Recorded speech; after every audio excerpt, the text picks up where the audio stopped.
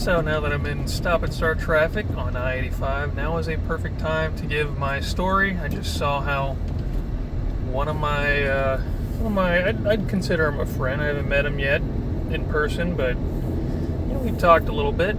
But Ryan, I forget his channel name. He just posted his story of how he got to where he is today, which is Presbyterianism, and I might as well do mine. There's nothing too glamorous about it, but I definitely think there's a lot to every story is unique and they all have something to teach. So I figure I might as well tell mine, as boring and probably cookie cutter as it could be. But essentially I started out going to Baptist churches. It was kind of on and off. Well, towards my younger child years, I actually did go somewhat consistently, and I think that was mainly because my grandfather was a Baptist pastor. Sorry, it's kind of hard. I haven't done one of these in a long time, so having to look at traffic while I'm driving a manual it's kind of tough while I'm talking, so just bear with me. Yeah, he was a Baptist preacher, preached around the area in the upstate of South Carolina, and my mom would drop me and my sister off at their house every other weekend so they could watch us for the weekend, and we would have some time with our grandparents. It was nice because they lived really close to downtown Greenville, near, I think it was off Woodruff Road. So they were near tons of things. We could go to the zoo in like 15 to 20 minutes, especially because traffic wasn't nearly as bad then as it is now, and it still wasn't great back then. But so that was always very fun.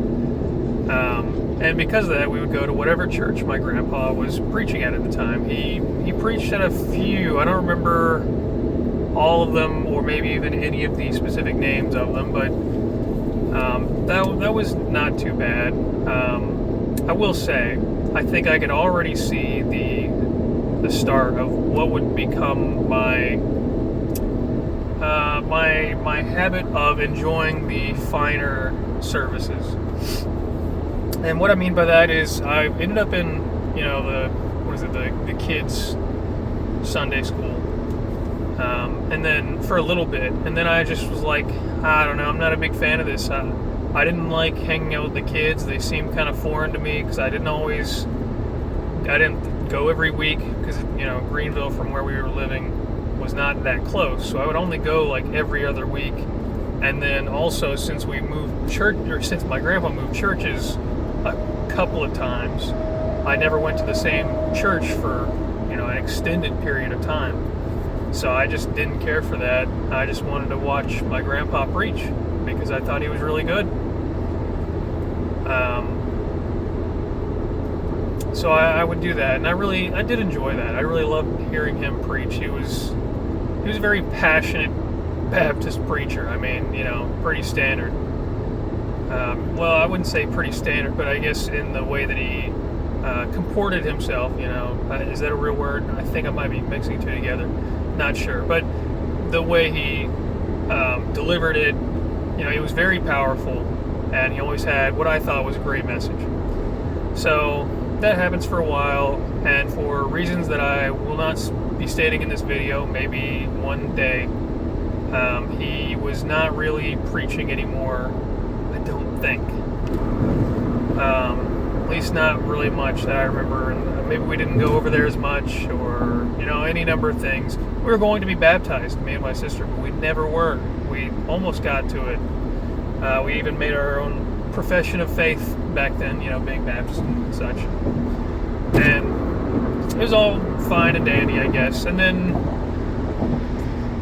his, my Grandy Sandy, what we used to call her, a little kid name for her, she got cancer again. She was in remission for a good few years, but it came back. And mind you, this lady was, about as strict on her diet as you can be. I mean, good gosh, she drank what was it? I'm trying to think of the word. Like blended carrot and kale and all kinds of weird stuff into a juice. And she drank this vegetable smoothie. I don't think she really put much fruit in it. It looked and smelled gross. Even today, I don't think I would want to do that. Like, I don't know how I could. But she was very strict about how she lived and how she ate. But it still came back. I can't remember if that was even like that big of a deal. I mean, she was healthy. Sorry. I mean, I'm probably rambling, probably including meaningless details. Maybe it's the details that come into my kid mind that I just haven't really thought too much since, getting a lot older. But regardless, her breast cancer came back, and she unfortunately passed away not long after that, maybe a couple months, I can't remember exactly, or a few months. And so after a little bit, my grandpa decided he was going to go on a mission trip. He was going to go to the Philippines and preach to the Filipino people there. I thought that was pretty cool. I mean, we didn't see as much of him anymore anyways, because he was off doing his own thing, our Grandy was no longer there, so he wasn't quite equipped to handle both of us as they were together, him and his wife. So then it was just me and my mom and sister here in the States, and another set of grandparents, but not real relevant to the story. But anyway, so he goes off to the Philippines. He actually marries another woman, and so he lived in the Philippines for the rest of his life. So he never came back, and he came back to visit every now and then, like every couple or few years. But he stayed there. I think that was maybe, I don't know. I'm always conflicted about that. I know some people would say you're not even supposed to remarry anyways, although his wife was deceased. So I think there is still an exception for that. But regardless, he left me, my sister, and my mom here without him pretty much all the time.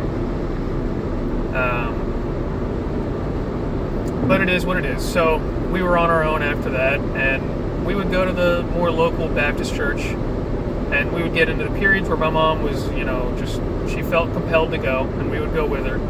And we never really enjoyed, we didn't really want to go to the Sunday school classes. We knew some kids from school there, and they were more the popular kids, and we didn't really care to know, which, looking back at it, we probably would have enjoyed it more had we just gone consistently to the Sunday school. But we just wanted to stay for the service, and we were getting older at that point anyway, so it wasn't as big of a deal. And I don't know, every time I would, okay, real quick, the service was, your standard kind of more modern Baptist service. So they have the rock band and the stage lighting. It wasn't egregious by any means. They're like these, huge mega churches, and, nobody will ever meet the pastor hardly in their life unless you're important in the church. And if you do, it's like once and you get a handshake and that's it. Never know them really ever again. No, it wasn't like that. It was, like a mid-size maybe. But, they don't have any pews. They got rid of that, or at least I think they built a new sanctuary for the more rock band style service. And some of the music did sound really good. They actually had this one guy that kind of reminded me of Ed Sheeran when I look back at it, because Ed Sheeran wasn't really a thing back then. But he was a redhead that was just really good at singing. And, I kind of enjoyed his singing. But, there were a lot of people in there that they'd be raising their hands the whole time and, shaking their heads and nodding their heads. And I just did that in reverse.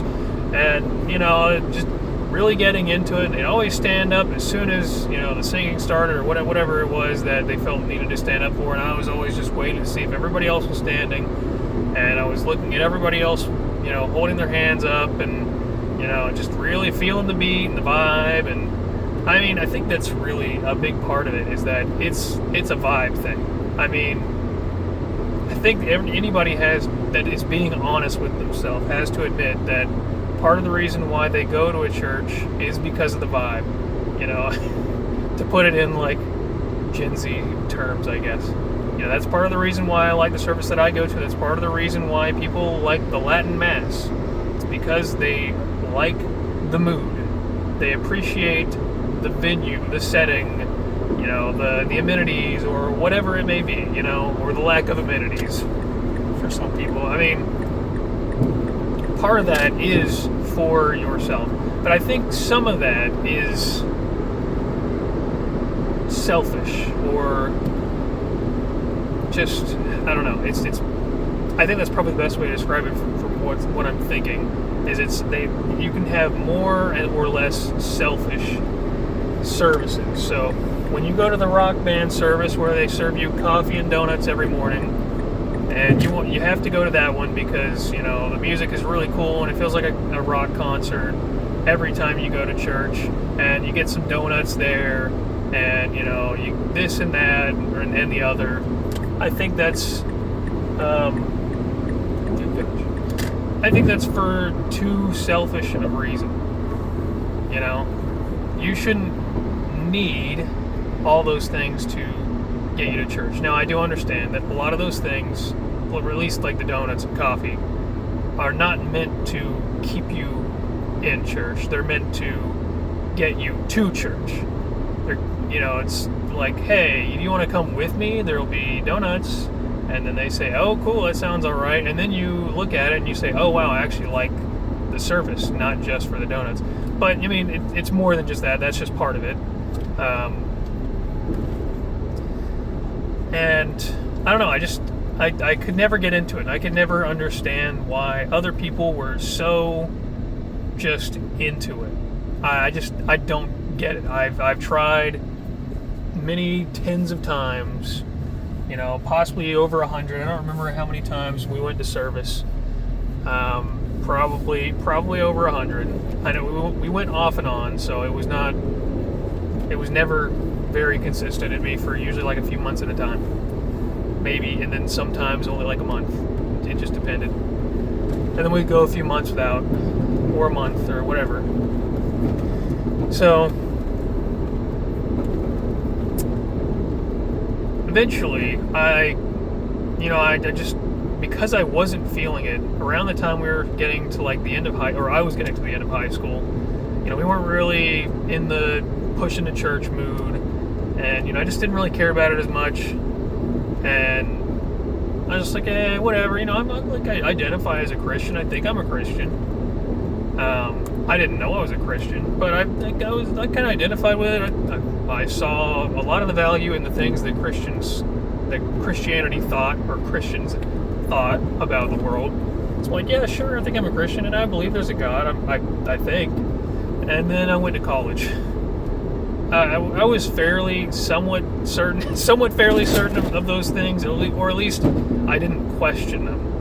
I at some point thought those things, and I just continued to not think about them. And so I was still operating under the assumption that I still believed all the things that I had at one point without critically examining them. And then when I went to college and I started critically examining them, and I was like,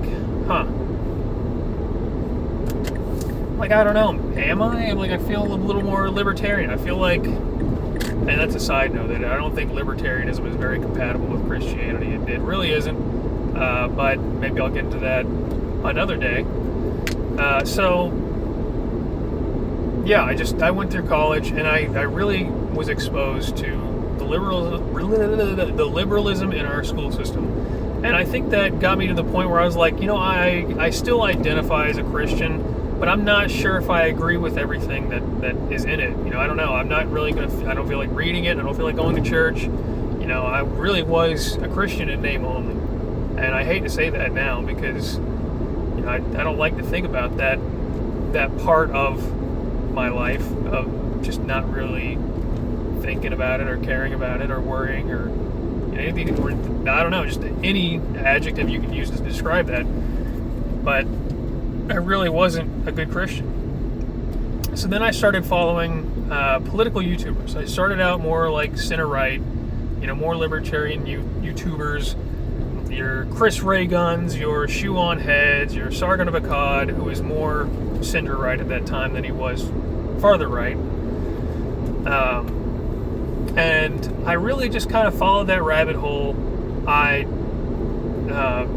college career, I guess, was a little tumultuous. I was never good at keeping up with homework or projects, and there were some classes where I could tell that I just wasn't going to pass it, so I would just drop out of like 1 or 2 classes every semester because I just I don't think I can do this. And I think I failed one history class because they didn't teach anything that was on the test.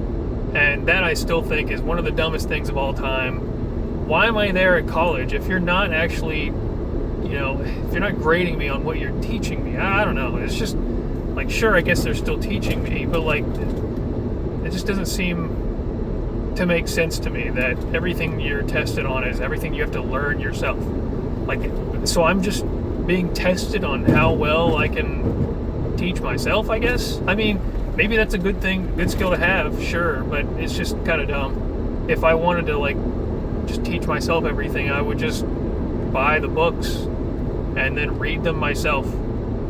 That's not why I'm there at college, is to teach myself everything. I don't know. That just doesn't seem to make sense to me. It seems to me like colleges are supposed to be, places where the people teaching you have wisdom that they want to impart on you. I don't know. I've not thought through that super well, so maybe it's totally fine, and I'm just making a big stink out of it because it cost me a lot of money just for that 1 year I was in USC Upstate. Anyways, so I moved to the local community college and was taking classes, only a couple or a few, maybe 2 or 3 classes a semester at that point.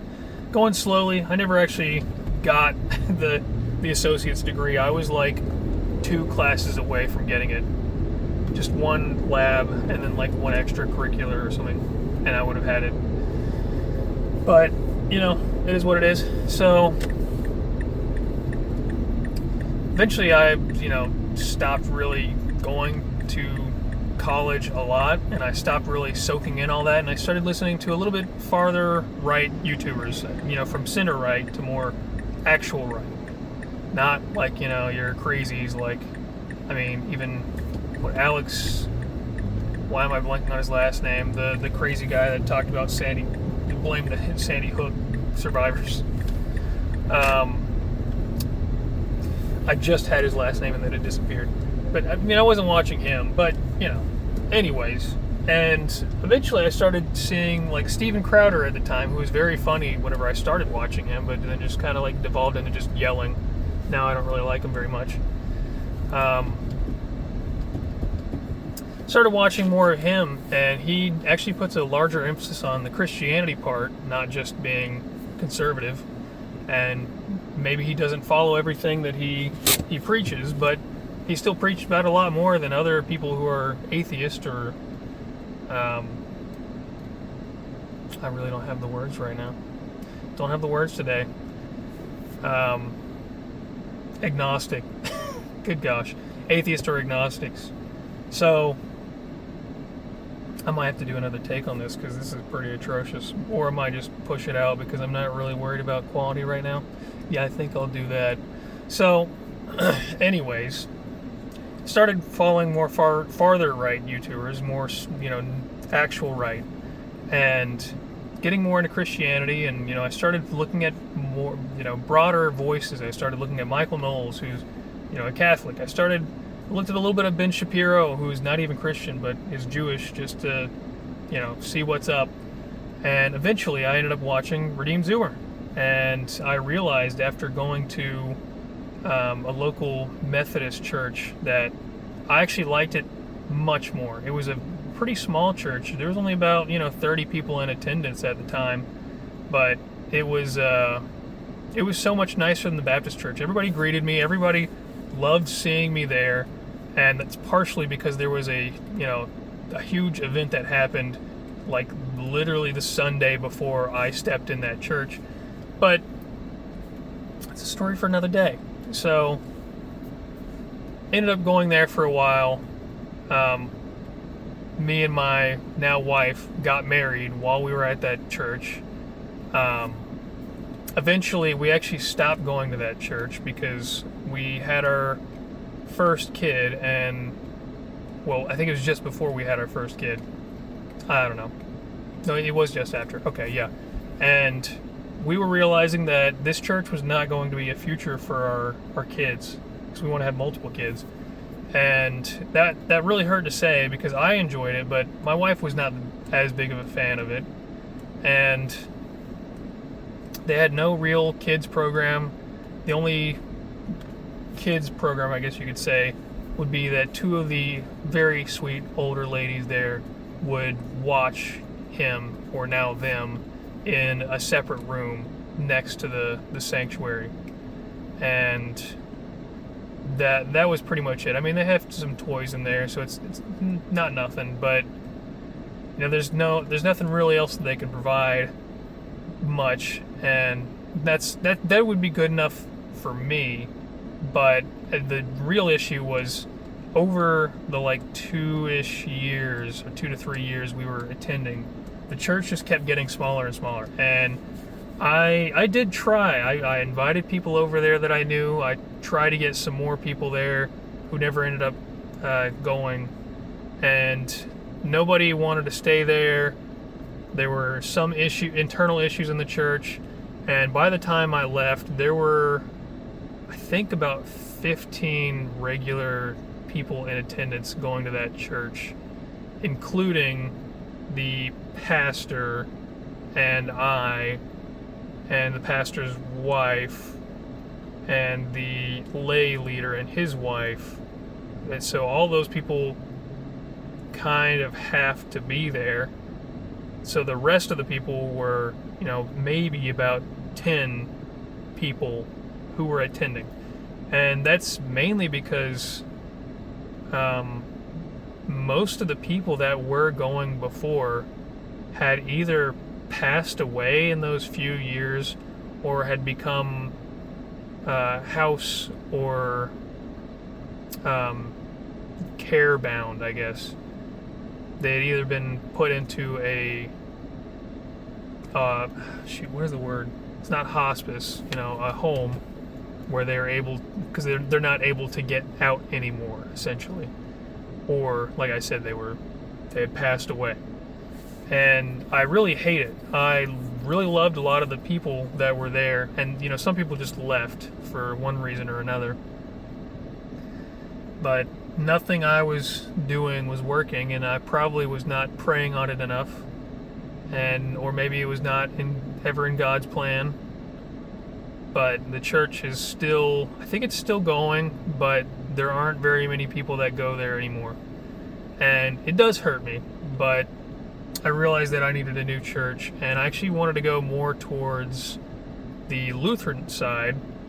Prayed about it, ended up looking at the local churches in town that had a lot, that were bigger, that had more people with a good kids program. I prayed to God about it, and he actually pointed me towards a Presbyterian church. At least I believe so, the First Presbyterian. And that's where we're going now. And I don't regret it at all, because the first day we went there, we are greeted by a lot of very friendly people, even though it's a very large church. Honestly, friendlier than the Baptist churches that I've been to that are, very big. People are friendly there, but they don't normally go out of their way to go greet you unless they're literally a dedicated greeter. And then that's kind of their job. And one of the people that we met there that day were saying, oh yeah, this place has a great kids program. It's actually known for how good its kids program is. And the church does a lot of outreach, and they do a lot of good work in the community. They do community food drives, and work to get homeless people off the streets. And it's got a little bit of a liberal slant to it, but that's the thing, is that it's not about politics. So even though I'm more conservative, I don't go there because everybody agrees with me. I go there because I can see the fruit of their spirit. The church obviously cares a lot about the world and the people in it.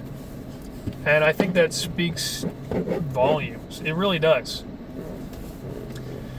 And I guess that's really the best thing I can say as to why you should choose to go to a mainline church, or at least consider it. Not because, I don't mean to say that Baptist churches don't have that fruit.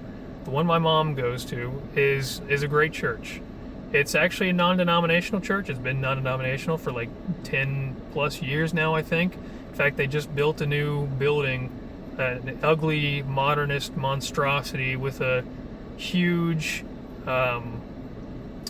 rock band stage that they can, put a whole bunch of instruments and a whole bunch of people up there, and they can do the hand raising and the head nodding and all the things. But I can see that the people there care a lot. But in the same breath, right? That's not how you use that. But also, that church has the issue of, I don't think it has a permanent future, because it's by itself. It's kind of riding on the pastor, who is becoming a little bit of a celebrity. It's just, I don't see it as being very permanent. I think it's riding a big wave of growth, but eventually, in some way, it will fall, because there's nothing keeping it in line. If, the current pastor gets a little too big for his britches, which, hopefully he doesn't. I really sincerely hope he does not. I hope he stays very humble and stays a great guy. But assume he doesn't, there's nothing stopping the church from just, rolling away. Goodbye. Now it's, more of a Joel Osteen church. Or let's say he, preaches for another 20 years, because he's been preaching there for a long time, probably a couple decades now. And also, I don't even think he has a degree. So, I think there's something to having a degree. That's part of the reason why we have the institution of the church, is to make sure that everybody that is going there is accredited. Now, I still think he has plenty of knowledge, but that's just one extra piece of evidence to say, well, maybe it won't always stay this way. So, maybe he gets old, passes away. Then what if the congregation, as maybe like a democracy, or maybe they have a council and maybe the council is influenced a certain way, now they've chosen a guy that believes in heresy. Now what? There's nothing you can do. That's it. That's the church. Bye. Because what are they going to do? They're going to reform it from heresy?